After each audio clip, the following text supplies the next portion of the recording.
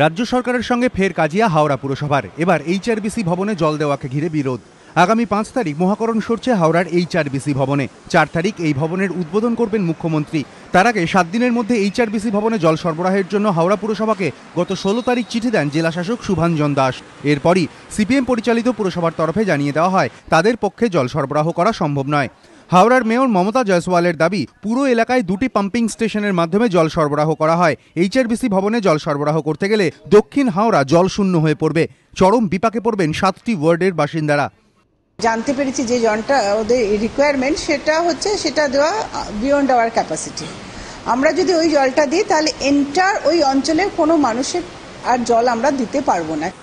মেয়রের এই বক্তব্যের পরই আসরে নেমেছেন জেলার মন্ত্রী তথা হাওড়া জেলা তৃণমূল সভাপতি অরূপ রায়। তাঁর দাবি, হয় জল দিন, নয় ক্ষমতা ছাড়ুন।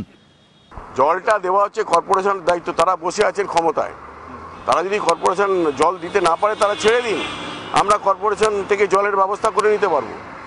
তাকে হয় জল দিতে হবে, নাহলে ছাড়তে হবে ক্ষমতা। কয়েক মাস পরেই হাওড়ায় পুরভোট। তার আগে জল নিয়ে জোর কাজিয়ায় মত্ত শাসক বিরোধী দুপক্ষই। কয়েকদিন আগেই হাওড়ার পদ্মপুকুর পাম্পিং স্টেশন পরিদর্শন নিয়ে দ্বন্দ্ব বাধে মন্ত্রী আর মেয়রের মধ্যে। এবার নতুন প্রশাসনিক ভবনে জল সরবরাহ নিয়ে কাজিয়া, আর সেই কাজিয়াতেই ঝুলে রইল এইচআরবিসি ভবনে জল সরবরাহের ভবিষ্যৎ। সুনীত হালদার, এবিপি আনন্দ, হাওড়া।